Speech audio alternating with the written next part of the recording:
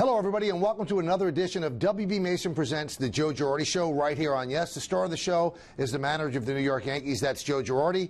I'm Michael Kay. A lot of things to talk about, Joe. And let's start with the trade deadline that came and went without you guys making a move. Now, you did get Soriano well before the trade deadline. Did you expect something to happen at the trade deadline? Well, there's always a possibility, and I know our organization was trying to do some things, and they didn't get done for whatever reason. But, you know, we get Grandy back. That's like making a trade. We possibly get Alex back on Monday. That's like making another trade. So, I mean, those are some pretty big moves if it happens. Let's talk about Granderson.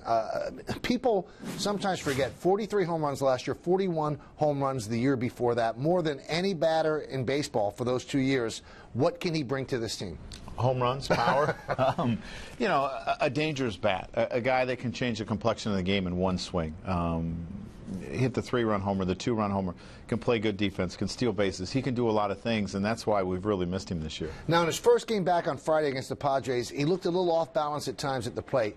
Is he a guy that could have used more at-bats down there? But, hey, you need a bat. Well, I mean, maybe. You never know. I mean, it's like you go through spring training, and some guys start off extremely hot and some guys start off extremely cold, and they've always had plenty of bats. He lined out hard to the first baseman. And he's the kind of guy, it only takes one swing, and it changes the complexion. Now, you know me for a long time, Joe, so I'm usually a glass half empty guy. Yes, so you get Granderson back. Now, it creates a little bit of a logjam in the outfield. You're going to sit guys that expect to play every day. How do you handle that? Well, it's just until we get through this period. When you get the DH back. When we get the DH back, it's not a problem. I can DH one of them, and that's not an issue. It's just the time that we're in a National League ballpark, it becomes a problem. And do you have to explain something to Soriano because he didn't start on Friday? No, I mean, I'm just going to move it around. And I think that's the best way to do it, and try to pick up matchups that you think are favorable for certain guys and go from there. Joe, I'm wondering, with Jeter, you're going to have to do things a little bit carefully. You know, I think you still have to watch him is the bottom line. And I'm going to have to make decisions every day on, do I think he needs a day off? Do I think he needs a DH day? What do I do with him? Just to kind of guard from him, you know, having a setback. It's interesting, Joe, watching this. One of the hallmarks of this guy's career is that no matter what the score, no matter what the inning, he's busting it down the first baseline, and you've drilled it into his head. You can't do that. How tough is that for him?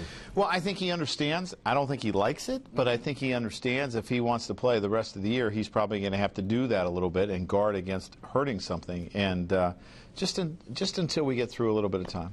He made on Friday a couple of bad throws. Is he a little bit unsure with his legs? Well, I think the one throw he shouldn't even try. The ball up the middle, he shouldn't even made that throw. He's not going to get him anyway, and I think he was trying to do too much. The other one, you know, I'm not sure what happened.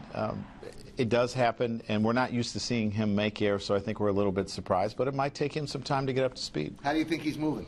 Well, I mean, it's not what we're used to seeing. There's no doubt about that, but we've also told him to put a governor on it. All right, now this week started with 2 games in L.A. against the Dodgers. And I'll tell you what, Joe, both of those games were crackling with energy, sellout crowds, a lot of stars in the stands as well. Your team lost a heartbreaker on Tuesday in the 9th inning, and then you win one in the 9th inning on Wednesday. What did you think of that series? I thought it was a great series. As you said, I thought there was a lot of energy. I thought our club played well. We faced 2 tough pitchers in Greinke and Kershaw, and we were able to come away with the one win on Wednesday, but I thought it was a great atmosphere. Now let's talk about Tuesday's starter, Andy Pettitte. He's not been as sharp as we know Andy Pettitte to be, but I thought he pitched very well on Tuesday. What was your take? I did too. He gave up the run in the first, and I think he maybe even gave up one in the second or third, and then he shut him down the rest of the way. And that's a club that's been swinging the bats pretty well. They've been scoring runs, and that's part of the reason that they've gotten on a hot streak. And they've also got their starting pitching in order, but I thought he pitched pretty well. All right, there might not have been a better pitcher in July in all of Major League Baseball than Hiroki Kuroda, and he was outstanding against the Dodger team that could score some runs. Yeah, he's kind of flown under the radar, probably because he doesn't have the wins, as many wins as some of these other guys, because we haven't scored a lot of runs. But, you know, you look at his start in Texas, too. I mean, he's been really, really good. And he was great on Wednesday in L.A., and it can't be easy because you're going back to your home where he lives. He's played with the Dodgers for a number of years, and he probably had to feel a little bit, and we needed a win. All right, now the Yankees scored 5 runs in that 2-game set. 3 of them were earned runs. The other 2 came on the Mark Ellis error in the 9th inning on Wednesday, and your 3 earned runs were all driven in by Lyle Overbay. and it's hard to nitpick anything that Lyle Overbury's done wrong. He has been so good for us, and he is loved in the clubhouse. He has played extremely well for us and has been big.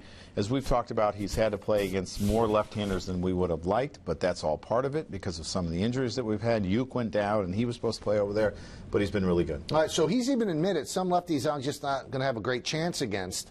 You don't really have a legitimate right-handed first baseman, so how are you going to deal with that? Who's going to try to play first? Well, I put a number of guys over there, and we'll continue to play with it and feel like, you know, if this is a better matchup, I'll put him there. But we've put Lillibridge there. We've put Adams there at times. And I've even toyed with the idea of putting Vernon there. And we're going to run into 3 lefties next week when we go to Chicago. So I got to come up with something. All right, we will talk about that in just a moment. Now let's move to third base. Friday's game, you started Eduardo Nunez. You have always said Nunez is a shortstop, and when you moved him all around, he wasn't as good defensively. Is this just out of necessity? Yeah, I mean, we wanted to give him a couple days to work out there because we didn't know when Jeet was coming back, and he was playing shortstop for us every day. So I felt like it was unfair just to throw him out there. We let him work out there a couple days in L.A., and I put him there on Friday. He did a good job. He had a big hit for us. I thought he swung the bat extremely well, and he's going to get some time there. You think he's going to be your third baseman unless Alex comes back? You know, I don't know. I mean, a lot's going to be told next week. We're expecting Alex back for Monday. He had a good night on Friday night. I swung the bat, and we're hoping we get him back. All right. Now, also on Friday in San Diego, really the 4th straight shaky outing for CC Sabathia. He had given up 7 runs in the previous 3 games each game. This time it wasn't that number. It was 5, but he still didn't look really sharp. Yeah. You know, he got a lot more ground balls, and they seemed to find some holes. I thought he probably could have got out of the first. I thought there was a 2-2 pitch that was a strike, but, I mean, that's all part of it. Then you got to make the 3-2 pitch, and he doesn't. It's a walk, and then it ends up leading to 2 runs. But I thought he got ground balls, and that's what we want to see. That's the CC that we're used to seeing, and if we can continue to build off of that, maybe we can get him on a roll. All right, coming up, we'll talk about that White Sox series where the Yankees will finish up the road trip. They've got 3 left-handers coming up, so how do the Yankees counteract that? A lot of other things to hit as well. Later on, we'll get a chance to hear from Curtis Granderson. He talks with Meredith Morocco. It's all coming up on WB Mason Presents the Joe Girardi Show right here on Yes.